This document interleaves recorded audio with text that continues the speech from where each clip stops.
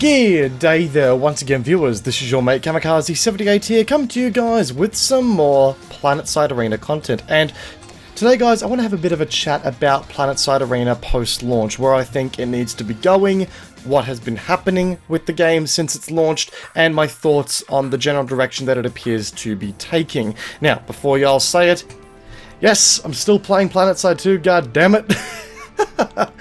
Just for some context there, guys, I did have someone come into my stream lately and question, you know, where was the Planetside content? It's a shame I don't play Planetside anymore. I'm still playing the game, guys, but, you know, Borderlands 3 has kind of taken over my life as of late. It's a game I'm thoroughly enjoying, and as a result, I'm gonna be playing it quite a lot with the missus. But I have been playing Planetside 2 off camera, and I do plan on bringing you guys some content for that game very, very soon, so stay tuned for that.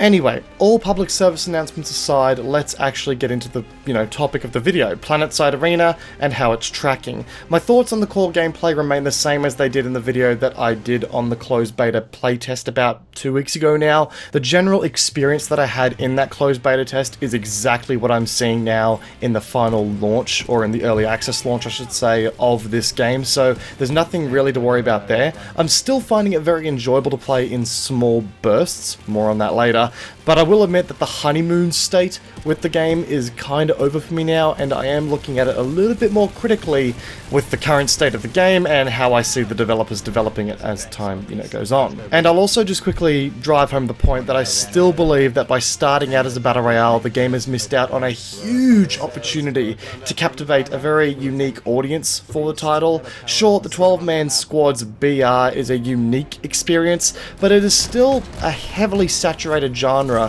where the games that do occupy this space have very passionate and dedicated audiences that are very happy with the BR experience that they have currently, because they're the perfect mix of features and pros and cons that make the game that they know and love. The Fortnite community love the building aspect, whereas the Apex Legends community love the way in which the looting system handles and how, you know, how the general flow of combat works in that game too. Filling a game where the squads are as big as 12 people and the matches are 300 players large for Planetside Arena was always going to be a stretch for the game, and it does show it here. I think that it would have been a much better approach to release the massive clash mode first and really emphasize the Planetside franchise's focus on massive scale combat between big organized player groups.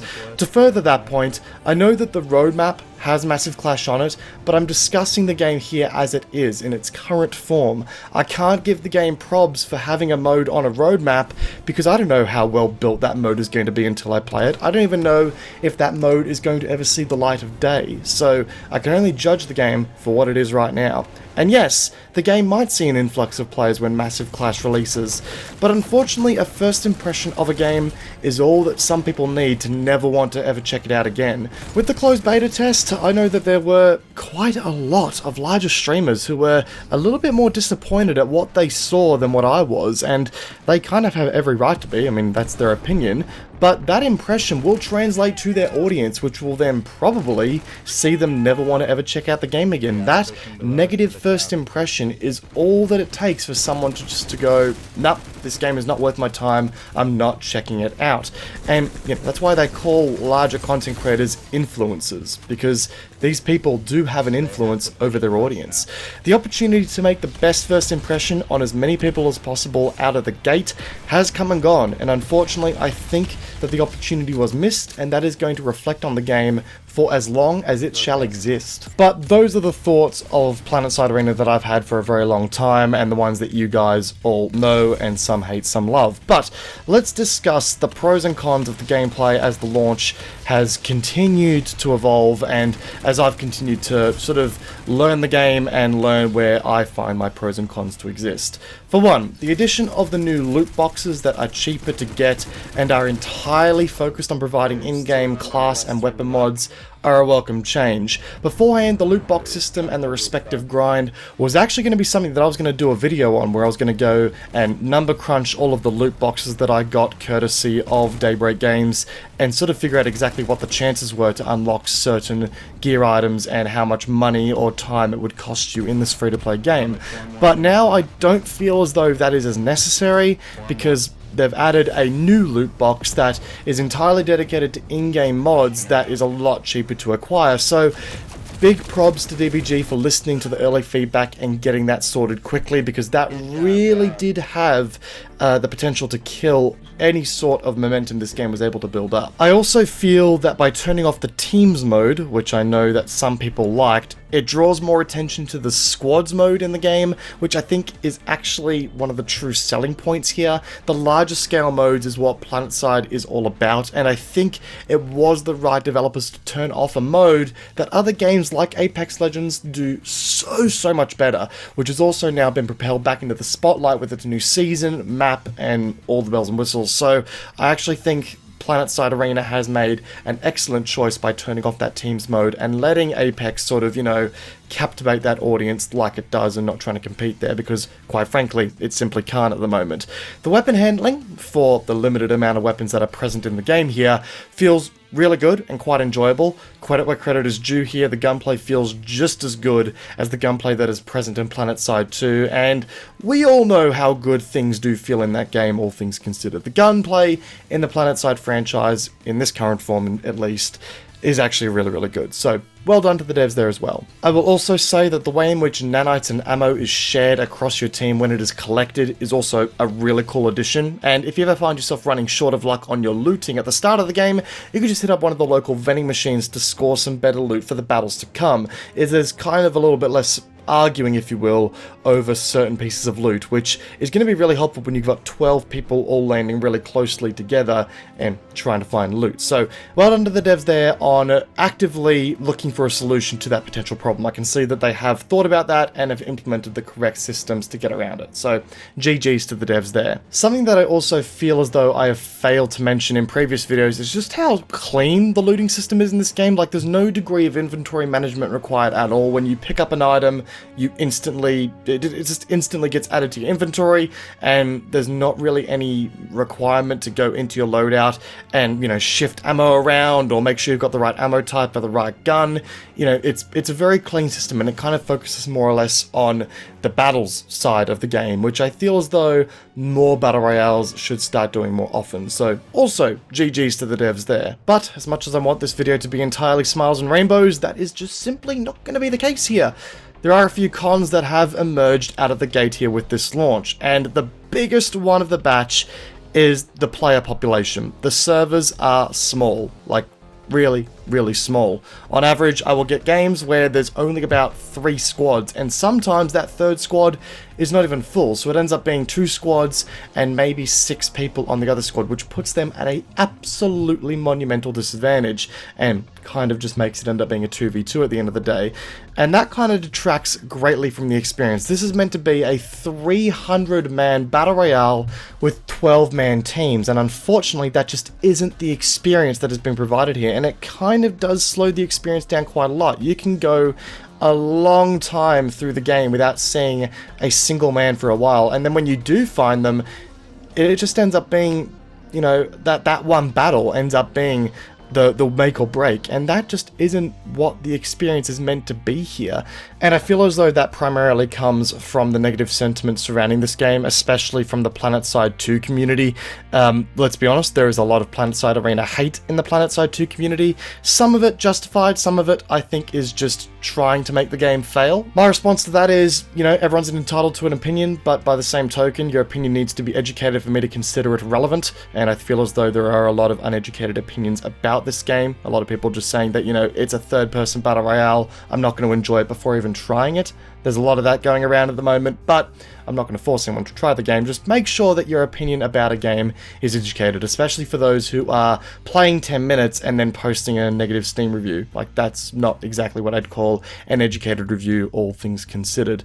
But anyway, the con here at the end of the day is that the servers are small, and the experience for what the game is meant to be, the experience that's meant to differentiate this game from all the other battle royales out there, currently doesn't exist, and that's going to be a really tough position for the game to crawl itself out of, to be completely honest. And I don't know how long it's going to take them to do that, or if they can do that, but that's going to be a big factor with the Planetside Arena and whether or not it's going to be a success or not.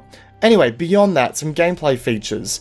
There needs to be a ping system. Like, really, there needs to be a ping system.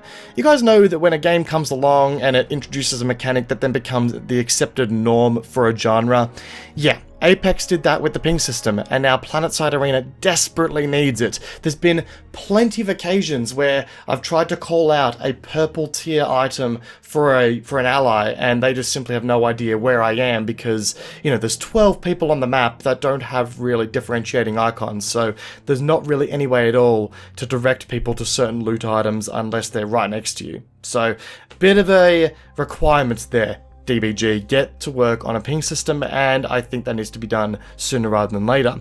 Progression in this game is also non-existent. The rewards feel lacking. Only a couple of mods here net big changes to gameplay, and I feel as though with this new cheaper loot box, there's not going to really be a lot keeping players in here for the long run. There's no sort of battle pass that unlocks really cool, you know, really cool cosmetic items, and there's not a lot of cosmetics in the game right now for starters, so I think there needs to be a change in that regard too, because right now the core gameplay experience isn't there to keep people intrigued. You might as well at least try and bolster the progression a little bit first as well. Weaponry choices. This, in my opinion, is a big fuck up.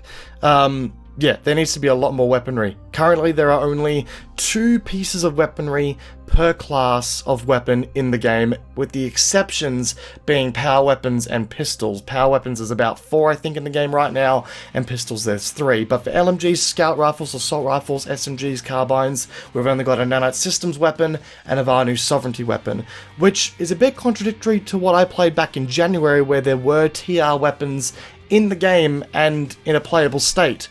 You know, why weren't the TR weapons in the game right here, right now? I don't really understand that at all.